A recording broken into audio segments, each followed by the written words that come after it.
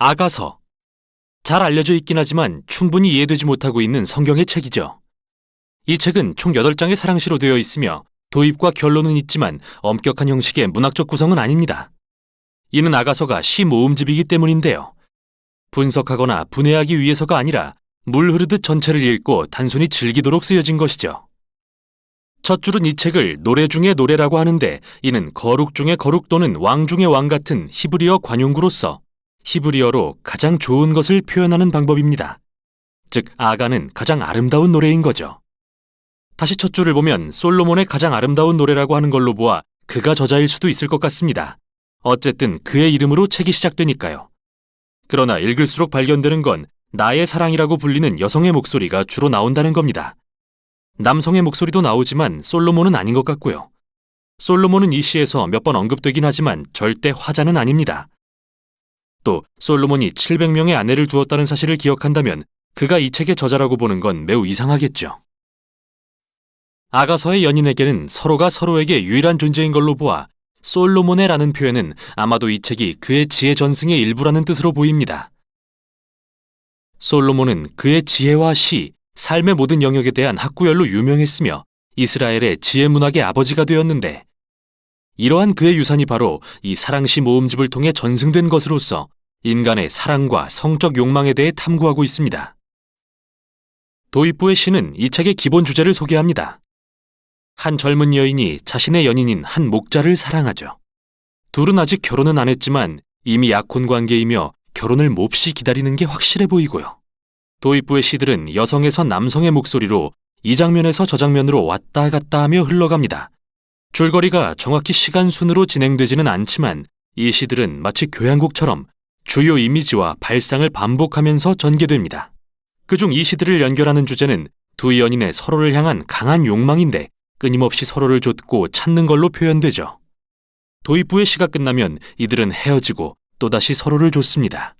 여인은 소리쳐 부르거나 꿈에서 깨기도 하고 연인을 찾아다니기도 할 테죠. 또 그들은 몇 번이고 서로를 찾아 끌어안을 것이고요. 그러다 좀 흥분되는 상황이 생기려고 하면 갑자기 한 장면이 끝나고 새로운 장면이 시작됩니다. 이들은 헤어졌다 서로를 찾는 과정을 계속 반복하죠. 또 하나의 반복되는 주제는 연인이 서로를 향해 육체적 매력을 느낄 때 오는 기쁨입니다. 둘은 여러 번 잠시 멈춰서서 서로를 정교한 은유적 표현으로 묘사하는데요. 여기서 알아두면 도움이 되는 사실은 히브리시의 이미지와 은유적 표현은 대부분 시각적이지 않다는 겁니다. 만일 이들이 묘사한 은유적 표현대로 그림을 그려본다면 정말 이상한 그림이 완성될 텐데요. 대신 우리는 그 이미지들의 의미를 곰곰이 생각해 봐야 됩니다. 이 연인과 어떻게 관련이 있는지 말이죠. 이렇듯 반복되는 시적 표현을 읽다 보면 연인의 욕망, 기쁨, 그리고 끌림 속에 긴장감도 쌓이는데, 이러한 반복은 시적인 도구로서 성적인 사랑의 신비와 강렬함에 초점을 맞춰 강조하기 위한 것이죠. 결론에 이르면 이 모든 게 합쳐지죠. 잠시 멈춰 이 시들의 의미를 요약합니다. 사랑은 죽음처럼 강하며 질투는 무덤처럼 잔인하여 맹렬한 불처럼 타오릅니다. 많은 물도 사랑의 불을 끌 수 없고 홍수라도 그것을 소멸할 수 없으니 만일 누가 자기 재산을 다 주고 사랑을 사려고 해도 오히려 비웃음만 살 것입니다. 이 시는 사랑의 힘과 강렬함을 강조합니다. 얼마나 아름다우면서도 위험할 수 있는지를 말이죠. 불처럼 사랑은 잘못 쓰면 사람을 파괴할 수도 있고 잘 쓰면 생명을 줍니다. 결국 사랑이란 서로를 알고 완전히 알아주길 바라는 인간의 끊임없는 갈망을 표현합니다. 또 사랑은 인간의 삶에서 가장 초월적으로 신비로운 경험 중 하나인데요. 성경의 지혜 문학에 속하는 아가서는 이것을 하나님의 선물이라고 이야기합니다. 다음으로 솔로몬에 대한 이상한 시가 나옵니다. 그는 앞의 시에서 불가능하다고 했던 일인 사랑을 사려고 합니다. 여인은 솔로몬의 제안을 거절하고 책은 두 연인의 모습을 비추며 끝이 납니다. 그들은 또다시 헤어지지만 서로를 갈구하죠. 그는 그녀의 목소리를 듣기 원하고 그녀는 그에게 자신과 함께 떠나달라고 간청하면서 책이 끝나죠. 완전히 열린 결말입니다. 그런데 사랑도 마찬가지 아닐까요? 사랑하는 사람을 알아가고 쫓는 데는 진정 끝이 없는 것처럼요. 진정한 사랑의 결말이 없듯 이 책에도 결말이 없습니다. 오랜 세월 아가서와 관련해 제기된 질문이 있는데 대체 왜 사랑시가 성경에 실렸을까 하는 겁니다. 이에 대한 답으로서 역사상 3가지 주요 해석이 존재합니다. 유대 전통에서는 등장인물을 상징으로 보고 우화로서 읽어왔습니다.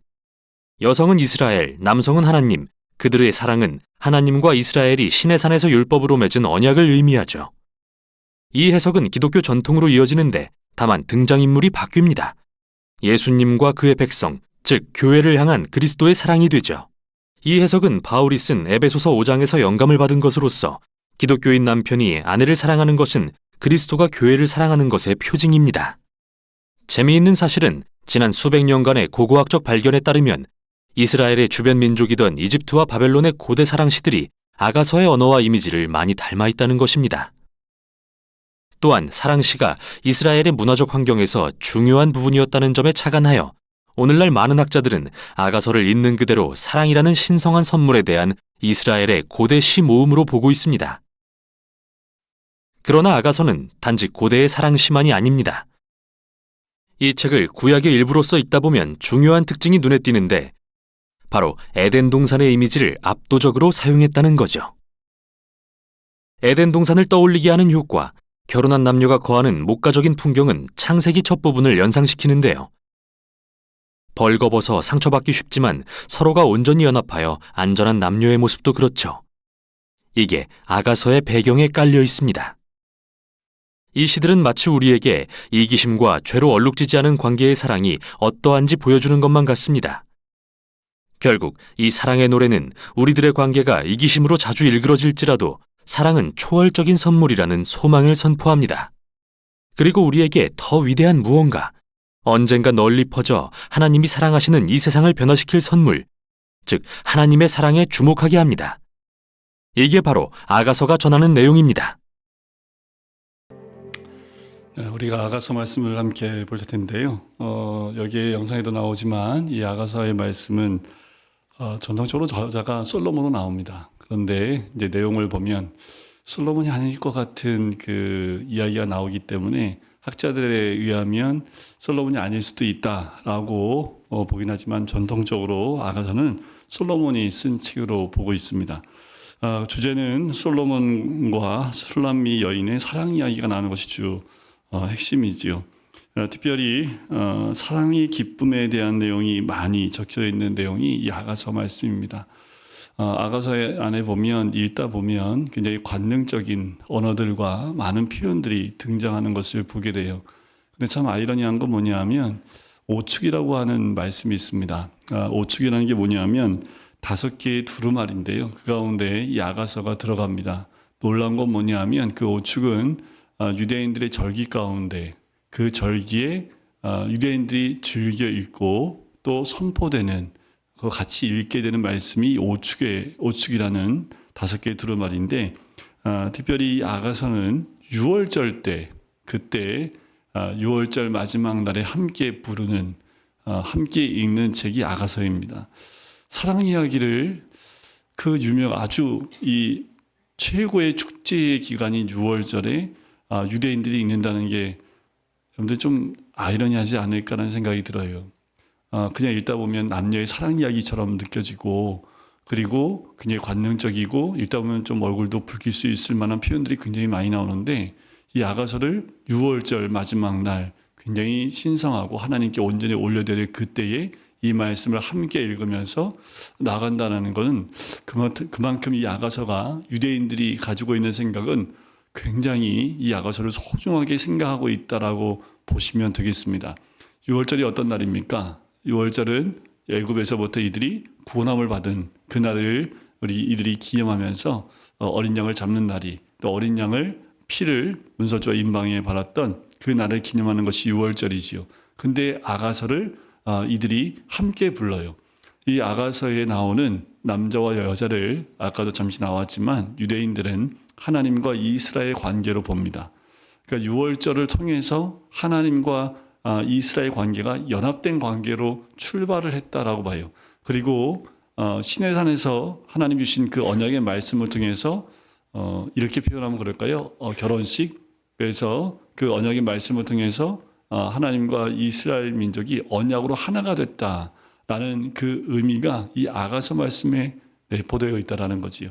아가서 히브리어로 되어 있기 때문에 여러분들 우리가 지금 번역된 아가서 말씀을 보고 있기 때문에 단지 그냥 그 표현적인 부분만 우리가 함께 보고 있지만 실제로 히브리어 말씀 안으로 들어가서 보면 그 의미가 굉장히 깊습니다.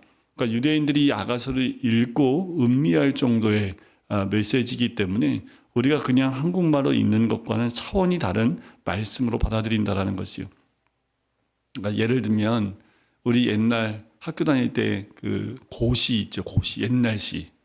그러니까 지금 우리가 읽어도 좀 어려울 정도의 고시가 있는데 근데 읽으면 읽을수록 그 의미가 굉장히 색다른 것들이 있습니다. 그래서 학자들이 여러 가지 그 표현이나 여러 가지 부분들을 해석하고 여러 가지 각도로 막 하는데 그 모든 해석들이 다 담아낼 수 없는 옛날의 고시들. 그래서 그때 당시에 그 모든 걸 담아내고 있는 그때 당시 그 표현인데 지금은 읽어도 그 표현을 다 담아낼 수 없는 그런 시들이 있지요. 이 아가서는 특별히 그것이 거의 100%라고 보시면 됩니다. 그러니까 오죽하면 유대인들이 가장 거룩한 날 그리고 그들이 가장 기념하고 있는 유월절에 이 아가서 말씀을 함께 읽으며 선포할 정도이겠습니까? 그러니까 아가서 말씀은 솔직히 원어를 보고 연구를 해야 되는데 교수님들도 아가서는 잘 연구 안 합니다. 어려워서요. 그리고 이거를 신학적으로 어떻게 표현해내기가 너무 어렵기 때문에 이분은 그 이스라엘 그러니까 유대인 가운데 신학자들은 아가서를 해석하는 게 있습니다. 그러니까 이들은 이게 뭔지 알아요. 한국 사람의 표현을 미국 사람들이 듣고 하지만 그들이 한국 사람들이 느끼고 있는 감정 이런 걸 다 표현해낼 수 없겠죠. 근데 그 감정들 우리 말로 다 표현할 수 있을까요? 다 말 표현 못 합니다. 근데 우리는 알지? 그러면 알지. 이걸로 그냥 통하잖아요. 그러니까 이거를 학문으로 만들어낸다는 게 쉽지 않습니다. 그래서 유대인 가운데, 그러니까 이스라엘 사람들 가운데 신학자들, 그리고 말씀과 구약을 연구하는 그 사람들한테는 이 아가서의 말씀이 그래도 좀 풀어낼 수 있는 메시지가 돼요. 그리고 원어를 정말 깊이 공부하시는 분들은 아가서 말씀을 연구하면 연구할수록 그 깊이가 굉장히 깊기 때문에 정말 이 아가서 말씀은 연구해도 연구도 끝이 없다고. 그러니까 우리가 알고 있는 이 아가서의 말씀은 마치 유치원생이 읽고 있는 정도 수준이라고 보시면 돼요. 저도 마찬가지입니다. 저는 여러분보다 조금 더 나니까 유치원 졸업반 정도 된 정도 수준. 여러분들은 이제 유치원 입학한 정도 수준. 그러니까 수준이 뭐예요? 다 거기에 똑같아요. 이 아가서 말씀만큼 좀 그렇습니다. 저도 이 아가서 말씀을 이해하려면 한 1년 동안 아가서 말씀을 히브리어로 공부를 해도 될까 말까 할 정도의 말씀이라는 거지요. 이 아가서 말씀이 얼마나 유대인들한테 소중한 말씀인지 그리고 6월절에 읽혀질 만큼 얼마나 그들에게 소중한 말씀인지를 알 수 있겠지요. 솔로몬 왕이 포도원 지기인 수라미 여인과 나누는 아름다운 사랑 이야기를 표현하는 것이 이 아가서입니다. 이것은 성경에서 자주 묘사되는 신랑된 예수 그리스도와 신부된 교회와의 연합된 사랑을 의미하기도 합니다. 이게 신약에 넘어와서 이스라엘 한 민족만의 책이 아니라 더 나아가서 예수님과 교회, 바로 그리스도인 간에 연합되어지는 관계로 확장이 됩니다. 이게 구약 시대에 유대인들을 통해서 하나님과 유대인들과의 언약이었다면 이제 하나님 대신 성자 하나님이 이제 예수 그리스도를 믿는 믿음의 사람들과 또 연합되어지는 확장된 그 개념으로 연결이 돼요.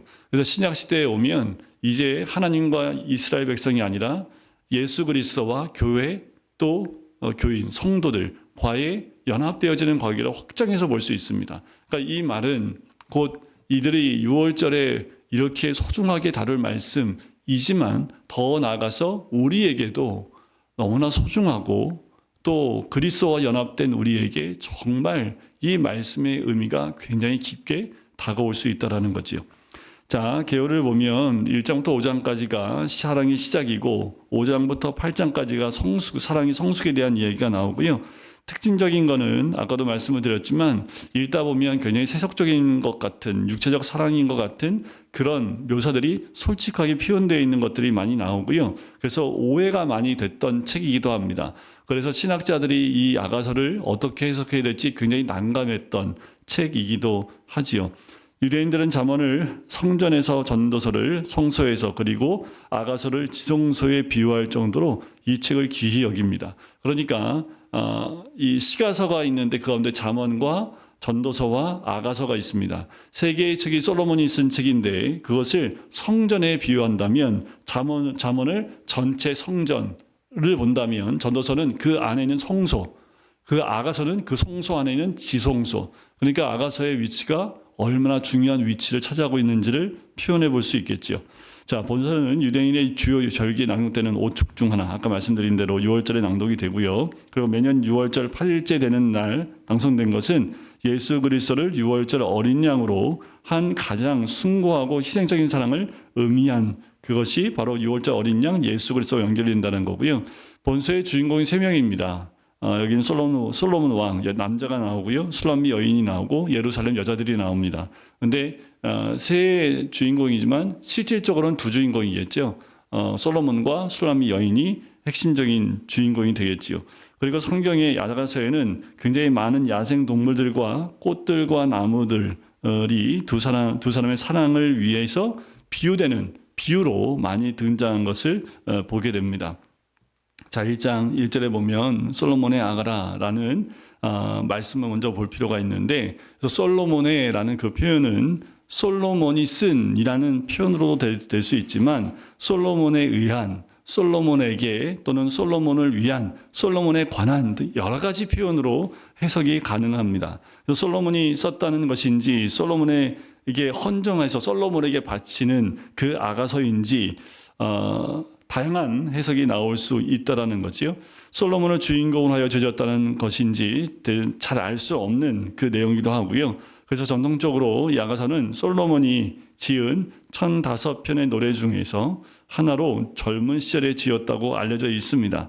하지만 이것이 솔로몬의 실제 사랑 이야기인지조차 확실치는 않아요. 어떤 그런 물언들이 나와 있지 않기 때문에.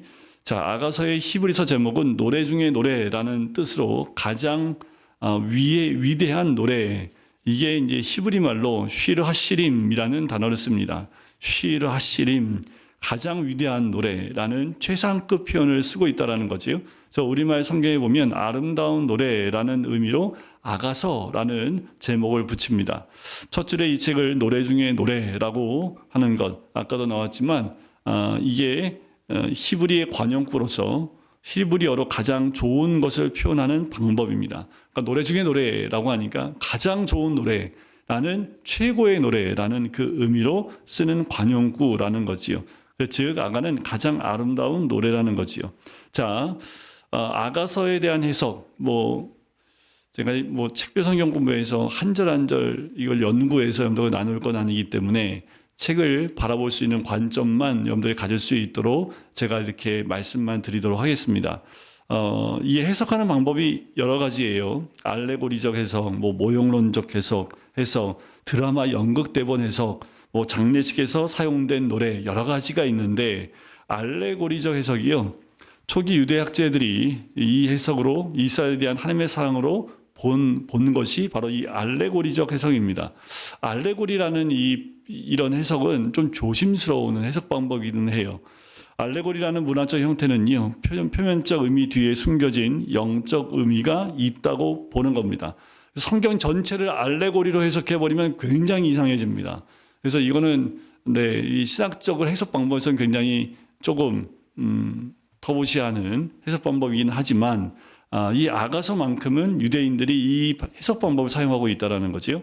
자, 유대인들은 전통적으로 6월절에 아가서를 읽어요. 그래서 6월절은 그들에게 가장 중요한 구원의 역사를 기르는 날인데, 아가서는 이스라엘에 대한 하나님의 진한 사랑을 새롭게 경험하는 일종의 충격 요법이었다라는 거예요. 그래서 초기 기독교 신학자들은 동일한 알레고리적 해석으로 솔로몬과 술람미 여인이 그리스도와 교회를 상징한다고 본 거지요. 그래서 이 해석이 19세기까지 가장 인기가 있었던 해석 방법입니다. 또 하나의 방법은 모형론적 해석인데요.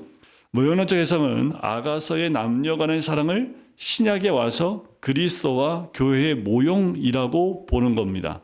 이게 이제 우리 개신교인들의 가장 편한 해석이지요. 그러니까 모형론적인 거예요. 이 아가서의 남녀 간의 사랑을 그리스도와 교회의 모형으로 보고 해석하는 방법입니다. 또 하나는 이제 드라마의 연극 대본인데 아가서를 합창단이 동반되는 고대 드라마의 연극 대본으로 보고 왕이 젊은 여인을 유혹하지만 여자는 고향의 목동을 사랑한다는 삼각관계 이야기로 해석하기도 합니다. 그러니까 이게 이제 뮤지컬이라고 보시면 아가서가 뮤지컬을 보시면 뮤지컬 대사와 같은 이런 일들이 나오고 그 무대 배경이나 이런 것들이 이제 자연에 나와 있는 것들을 사용하면서 무대 배경으로 보는 이런 뮤지컬로 보는 관점도 있습니다. 또 하나는 장례식에서 사용된 노래이기도 한데요. 어떤 학자는 아가서를 장례식에서 사용된 노래로 보기도 하는데 삶과 사랑이라는 가장 강력한 힘으로 죽음에 대한 두려움을 극복하는 의미에서다. 이거는 그냥 한번 나왔던 근데 많이 찾지 않는 해석 방법이고요. 또 하나는 홀레시를 모은 결혼 시집으로 보기도 합니다. 그러니까 결혼식에 앞서서 사랑하는 사람들끼리 서로 답사하잖아요. 이 신랑이 이제 얘기하면 신부가 얘기하고 이런 걸 모아놓은 책이다라고도 보기도 하고요. 또 하나는 바벨론 농경신 숭배 제의 사용. 그 당시에 이런 표현들이 있었기 때문에 그랬을 것이다라고 보는 내용입니다. 또 하나는 성교육 책이라고 보는 관점도 있고요. 또 하나는 결혼의 아름다움을 담은 연애시. 그러니까 최근에 많은 학자들은요. 아가서를 남녀 간의 자연스러운 사랑 이야기로 보고 문자적으로 해석하여 결혼의 아름다움과 성스러움이 강조된 연애시로 보면서 책의 교훈을 받아들이는데 이 해석이 또 최근에는 대세를 이루고 있다고 해요. 하지만 우리가 봐야 될 것은 모형론이 더 맞겠지요. 여기에 나와 있는 남녀 간의 사랑을 그리스도와 우리 그리스도인 교회와의 연합된 사랑의 모습으로 보는 것이 타당하다라고 봅니다. 그리고 마지막 때에 예수님이 다시 재림하실 그때에 우리가 경험하게 될 주와의 사랑 이야기가 바로 아가서에 나와 있는 이 사랑 이야기로 같이 연결해 보면 좋겠습니다. 역사적으로 아가서를 이해하고자 하는 다양한 접근을 통해서 노력하고 있지만 어떤 거 하나로 다 해석이 되지는 않아요. 학자들 간의 아가서에 대한 논의는 계속 진행 중에 있고요. 다양한 견해가 있지만 아가서를 단순히 남녀의 사랑 이야기로만 보기에는 무리가 있습니다. 따라서 우리는 아가서를 지혜 문학서의 장르로 보고 그 속에서 지혜를 발견하고 영적인 의미를 찾기 위해 노력해야 되는 것은 우리가 해야 될 노력 중 가운데 하나입니다. 자, 아가서의 가장 큰 특징을 한번 보면 1장 2절에는 이렇게 나오지요. 내게 입맞추기를 원하니 내 사랑이 포도주보다 나무미로구나 라고 나와요. 그러니까 이 아가서를 읽다 보면 굉장히 표현이 솔직합니다. 읽다 보면은 이런 표현이 성경에 있어 할 정도의 그런 표현들이 나와요. 4장 5절에는 이런 표현도 나옵니다. 내 두 유방은 백합화 가운데서 꼴을 먹는 쌍태 어린 사슴 같구나. 굉장히 시적이지요. 근데 굉장히 관능적이잖아요. 이거 읽는데 읽으면서 너무 은혜가 돼. 뭐 이렇게 이거를 진짜 은혜가 되려면 이제 원어를 보고 들어가서 그 의미를 다 보면 되겠지만 대부분 이제 읽다 보면 이게 뭐야 하면서 그냥 넘어가는 경우도 있겠지요. 이렇듯 아가서는요 굉장히 노골적인 성적인 묘사나 도발적이고 생생한 이미지 사용, 관능적이고 육감적인 설명, 열정적인 감정의 표현 등으로 많은 사람들을 당황시킨 책이고요. 유대인들 경우에는 30세 이전에는 아가서를 읽지 못하도록 하기까지 했다고 합니다. 30살 되기 전에 어른 되기 전에는 읽지 마 했던 성경 중에 하나였다고도 해요. 뿐만 아니라 코는 다메섹을 향한 레바논 망대 같구나라는 7장 4절에 이런 표현들이 있어요. 그만큼 예쁘다는 말이지 코가 참 튼튼하게 생겼구나 그런 의미는 아니겠지요. 우리와는 이제 미적 감각이 굉장히 달라요. 지금 우리가 코가 예쁘다고 하면 뭐로 표현할까요? 이 시대 사람들이 다 듣고 정말 그 코가 아름답다 했을 때 이런 표현.